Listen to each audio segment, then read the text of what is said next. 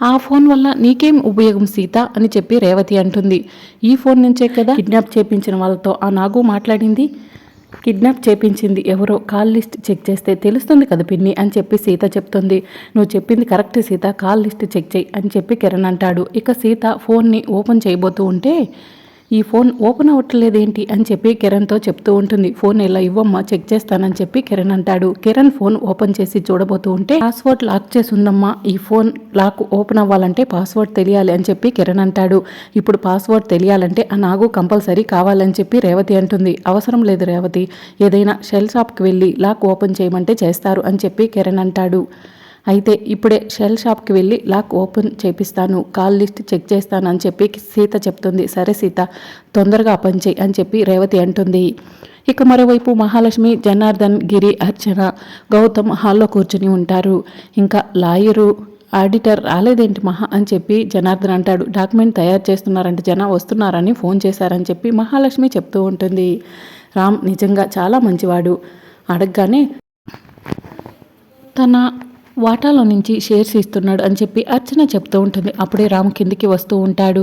రామ్, నోరు తెరిచి అడగకపోయినా అవసరాన్ని తెలుసుకున్నావు, నువ్వు కడుపును పుట్టకపోయినా కొడుకు లాంటివాడివే అని చెప్పి అర్చన చెప్తుంది. రామ్, నువ్వు చిన్నవాడివి అయిపోయావు, లేకపోతే నీ కాళ్ళకు నమస్కారం చేసుకునేవాడిని అని చెప్పి గిరి అంటాడు. అదేంటి బాబాయ్ అలా మాట్లాడుతున్నారు, ఇదంతా కుటుంబం, ఆస్తి అంతా కూడా అందరికీ సమానం, ఒక్కడి పేరు మీద ఆస్తి ఉండటం ఏంటి, అందరికీ ఉండాలి కానీ అని చెప్పి రామ్ అంటాడు. అది నీ మంచితనం రామ్ అని చెప్పి చలపతి అంటాడు. పాపం ఇంట్లో రామ్ని అమాయకుడిని చేసి వీళ్ళు కుట్ర పన్నుతున్నారు, సీతమ్మను రామ్ నుంచి దూరం చేసి పంపించేశారు అని చెప్పి చలపతి మనసులో అనుకుంటూ ఉంటాడు. రామ్ నోరు తెరిచి అడగకపోయినా ఆస్తి ఇస్తా అన్నందుకు థ్యాంక్స్ అని చెప్పి అర్చన చెప్తుంది. మీరు నోరు తెరిచి అడగకపోతే ఏంటి, మహాలక్ష్మితో అడిగించారు కదా అని చెప్పి చలపతి అంటాడు. ఇంట్లో మహావదన పెద్దది కాబట్టి అందరి గురించి మహావదన ఆలోచించింది అని చెప్పి గిరి అంటాడు. మా గురించి తప్ప అందరి గురించి ఆలోచిస్తుంది అన్నమాట అని చెప్పి గౌతమ్ మనసులో అనుకుంటాడు. ఇక అప్పుడే లాయర్, ఆడిటర్ వస్తారు. ఏంటి లాయర్ గారు ఆలస్యమైంది అని చెప్పి జనార్దన్ అంటాడు. డాక్యుమెంట్స్ తయారు చేయడంలో లేట్ అయింది సార్ అని చెప్పి లాయర్ చెప్తూ ఉంటాడు. లాయర్ గారు చెప్పినట్టుగా షేర్స్లో నుంచి 50% షేర్స్ అర్చన పిన్ని పేరు మీదకి ట్రాన్స్ఫర్ చేస్తున్నట్టు డాక్యుమెంట్ తయారు చేశారా అని రామ్ అడుగుతూ ఉంటాడు. అలాగే చేశాం సార్, ఒకసారి డాక్యుమెంట్ చెక్ చేసుకోండి అని చెప్పి రామ్కి డాక్యుమెంట్స్ ఇస్తారు. రామ్ డాక్యుమెంట్స్ చెక్ చేసి అర్చన పిన్ని, గిరి బాబాయ్ మీరు కూడా డాక్యుమెంట్ చెక్ చేయండి అని చెప్పి చెప్తూ ఉంటాడు. అవసరం లేదు రామ్, నువ్వు చెక్ చేసావు కదా చాలు అని చెప్పి అర్చన చెప్తుంది. డాడీ, పిన్ని మీరు చూడండి అని చెప్పి రామ్ చెప్తూ ఉంటాడు. అవసరం లేదు రామ్, ఏదైనా ఉంటే తర్వాత చూసుకుందాం, ముందైతే సంతకాలు పెట్టు అని మహాలక్ష్మి అంటుంది. సరే పిన్ని అని చెప్పి రామ్ సైన్ చేయబోతూ ఉంటే చలపతి తుమ్ముతాడు. రామ్ ఆగయ్యా, ఏంటో నువ్వు శుభమా అని సంతకం పెడుతుంటే తుమ్ము చేస్తుంది అని చెప్పి చలపతి అంటాడు. ఇక చలపతి తుమ్ముల మీద తుమ్ముతూ ఉంటాడు. అన్నయ్య శుభమా అని సంతకం పెడుతుంటే నువ్వేంటి తుమ్ముతున్నావు అని చెప్పి మహాలక్ష్మి అంటుంది. జలుబు చేసినట్టుంది. అయ్యా రామ్, నువ్వు పెట్టేసి సంతకము, తుమ్ముల గురించి పట్టించుకోకు అని చెప్పి చలపతి చెప్తూ ఉంటాడు. అవును రామ్, చలపతి చాలానే తుమ్ముతున్నాడు, నువ్వు సైన్ చేసేసాయి, దీనికి అంత పట్టింపేముండదు అని చెప్పి జనార్దన్ చెప్తూ ఉంటాడు. ఇక మరోవైపు సీత షెల్ షాప్కి వెళ్ళి అన్న ఫోన్ లాక్ పడింది, ఒకసారి ఓపెన్ చేసిస్తారా అని చెప్పి అడుగుతూ ఉంటుంది. ఒక్క నిమిషం అమ్మా అని చెప్పి షాప్ అతను లాక్ ఓపెన్ చేసిస్తాడు. డబ్బులు ఎంత ఇవ్వమంటారన్నా అని చెప్పి సీత అడుగుతుంది. చిన్న పనే కదమ్మా వద్దులే అని చెప్పి ఫోన్ షాప్ అతను చెప్తాడు. ఇక సీత ఫోన్ లాక్ ఓపెన్ అవగానే కాల్ లిస్ట్ చెక్ చేస్తుంది. దానిలో అర్చన పేరు కనిపిస్తుంది. అర్చన పేరు చూసి షాక్ అవుతుంది. వెంటనే రామ్మకు ఫోన్ చేయాలని చెప్పి సీత మనసులో అనుకుని రామ్కి ఫోన్ ట్రై చేస్తూ ఉంటుంది. రామ్ కరెక్ట్గా డాక్యుమెంట్స్ సైన్ చేస్తూ ఉంటే సీత నుంచి ఫోన్ వస్తూ ఉంటుంది. సీత ఫోన్ చూసి రామ్ షాక్ అయ్యి ఇప్పుడే వస్తానని చెప్పి ఫోన్ తీసుకుని పక్కకు వెళ్తాడు. ఏంటి సీత ఈ సమయంలో ఫోన్ చేశావు అని రామ్ అడుగుతూ ఉంటాడు. అర్జెంటుగా నీతో మాట్లాడాలి మామ అని చెప్పి సీత అంటుంది. ఇక్కడ కూడా అర్జెంట్ వర్క్లో ఉన్నాను సీత, అర్చన పిన్ని పేరు మీద ఉన్న షేర్స్ కొన్ని ట్రాన్స్ఫర్ చేస్తున్నాను, ఇప్పుడు ఆ డాక్యుమెంట్స్ మీదే సైన్ చేస్తున్నాను అని రామ్ చెప్తూ ఉంటాడు. వద్దు మామ, తొందరపడి సంతకాలు పెట్టకు, నీకు ఒక ముఖ్యమైన విషయం చెప్పాలి, జీవితాలే తారుమారు అయిపోయే విషయాలన్నీ చెప్పి సీత చెప్తూ ఉంటుంది. డాక్యుమెంట్స్ మీద సైన్ చేయగానే వస్తాను సీత అని చెప్పి రామ్ అంటాడు. లేదు మామ, ముందు దగ్గరికి రా, మాట్లాడే విషయాలన్నీ విన్న తర్వాత నువ్వు అప్పుడు సంతకాలు చేద్దు కానీ మామ, నువ్వు దగ్గరికి వస్తున్నట్టు ఎవరికీ చెప్పొద్దు అని చెప్పి సీత చెప్తుంది. సరే సీత, ఇప్పుడే వస్తాను, నీ లొకేషన్ షేర్ చేయి అని చెప్పి రామ్ చెప్తూ ఉంటాడు. నిజంగానే ఫోన్ వచ్చిందా లేకపోతే డాక్యుమెంట్స్ మీద సైన్ చేయడం ఇష్టం లేక రాంబో ప్రక్కకు వెళ్ళాడా అని చెప్పి గౌతమ్ మనసులో అనుకుంటూ ఉంటాడు. ఇక రామ్ మహాలక్ష్మి వాళ్ళ దగ్గరకు వస్తాడు. ఎవరు రామ్ ఫోన్ అని చెప్పి మహాలక్ష్మి అడుగుతూ ఉంటుంది. ఒక అర్జెంట్ కాల్ పిన్ని అని చెప్పి రామ్ చెప్తూ ఉంటాడు.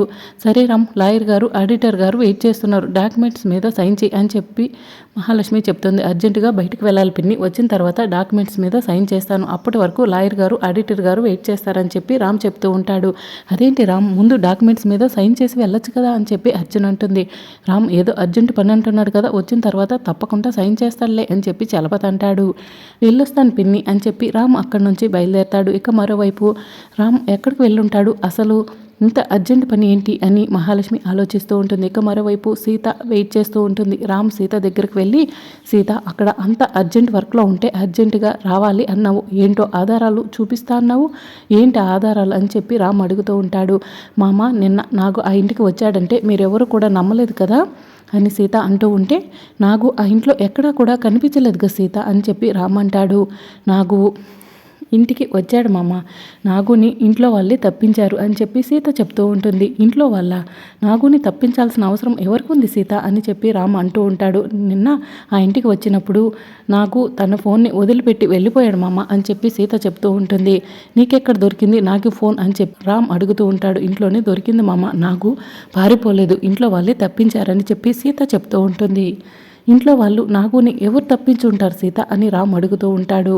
నాగు ఫోన్ లాక్ ఓపెన్ చేసి కాల్ లిస్ట్ చెక్ చేయించాను మామ, అందులో ఇంట్లో వాళ్ళది నెంబర్ ఉంది అని చెప్పి సీత చెప్తూ ఉంటుంది. ఇంట్లో వాళ్ళ నెంబర్ నాగు ఫోన్లో ఉందా, ఎవరి నెంబర్ సీత అని రామ్ అడుగుతూ ఉంటాడు. అర్చన అత్తయ్యది అని చెప్పి సీత చెప్తుంది. అర్చన పిన్నిదా అని చెప్పి రామ్ అంటూ ఉంటే, ఇదిగో మామ ఒకసారి కాల్ లిస్ట్ చెక్ చేయి అని చెప్పి సీత రామ్కి ఫోన్ ఇస్తుంది. రామ్ కాల్ లిస్ట్ చెక్ చేసి, అర్చన పిన్ని నాగుకి ఇన్నిసార్లు ఎందుకు కాల్ చేసి ఉంటుంది సీత అని చెప్పి అంటూ ఉంటాడు. ఎందుకంటే కిడ్నాప్ చేయించాలని చూసింది అర్చన అత్తయ్య కాబట్టే కిడ్నాప్ చేసి మర్డర్ చేయమని నాగుకి ఫోన్ చేసింది అని సీత చెప్తూ ఉంటుంది. ఇంకా నువ్వు నమ్మకపోతే ఈ ఫోన్ నుంచి అర్చన అత్తయ్యకు ఫోన్ చేయి మామ, నిజమేంటో తెలుస్తుంది, ఫోన్ చేసి నువ్వే మాట్లాడదని చెప్పి సీత చెప్తుంది. ఇక రామ్ అర్చన ఫోన్కి ఫోన్ చేస్తూ ఉంటాడు. ఇక అప్పుడు అర్చన వాళ్ళు రాము సంతకాలు పెట్టకుండా వెళ్ళాడు ఏంటో అని చెప్పి టెన్షన్ పడుతూ ఉంటారు. ఇక అప్పుడే అర్చన ఫోన్ రింగ్ అవుతూ ఉంటుంది. నాగు నెంబర్ చూసి అర్చన టెన్షన్ పడుతూ పక్కకు వెళ్ళి, ఏ నాగు ఎందుకు ఫోన్ చేస్తున్నావు, సీతను కిడ్నాప్ చేసి మర్డర్ చేయమంటే కిడ్నాప్ చేసి మర్డర్ చేయకుండా సగం పనిచేసి వదిలిపెట్టావు, అయినా కూడా నీకు డబ్బులు ఇచ్చాం కదా, మళ్ళీ నువ్వు పదే పదే ఎందుకు ఫోన్ చేస్తున్నావు, ఇంట్లో వాళ్ళకు అనుమానం వస్తుంది, నువ్వు ఇలానే ఫోన్ చేస్తే బ్లాక్ లిస్ట్లో పెట్టేస్తాను నీ నెంబర్ అని చెప్పి అర్చన కోపంగా ఫోన్ కట్ చేస్తుంది. ఆ మాట విని రామ్ ఒక్కసారి షాక్లో ఉంటాడు. అర్చన పిన్ని నిన్ను కిడ్నాప్ చేపించింది, అర్చన పిన్నికి ఏం అవసరం సీత అని చెప్పి రామ్ అంటూ ఉంటాడు. కిడ్నాప్ చేపించింది అర్చన అత్తయ్య కాదు, అర్చన అత్తయ్యకు అన్ని తెలివితేటలు లేవు, దీని వెనక మహాలక్ష్మి అత్తయ్య హస్తం ఉంది అని చెప్పి సీత చెప్తుంది. మహాలక్ష్మి పిన్నికి ఏం అవసరం ఉంది సీత, నిన్ను చంపించాల్సిన అవసరం అని చెప్పి రామ్ అంటాడు. ఏం అవసరం ఉందో నీకే తెలుస్తుంది మామ, మరొకసారి అర్చన అత్తయ్యకు ఫోన్ చెయ్యి, నిజమేంటో నీకే తెలుస్తుంది, గుండె నిబ్బరం చేసుకుని నిజం తెలుసుకో అని చెప్పి సీత చెప్తుంది. రామ్ మరొకసారి అర్చన ఫోన్కి ఫోన్ చేస్తూ ఉంటాడు. అర్చన ఈ సమయంలో ఎవరు ఫోన్ చేస్తున్నారు అని చెప్పి మహాలక్ష్మి అడుగుతూ ఉంటుంది. ఆ నాగు వదిలేలేడు అని చెప్పి అర్చన చెప్తుంది. ఫోన్ ఇలా ఇవ్వు మాట్లాడతానని చెప్పి మహాలక్ష్మి అర్చన ఫోన్ తీసుకుని పక్కకు వెళ్తుంది.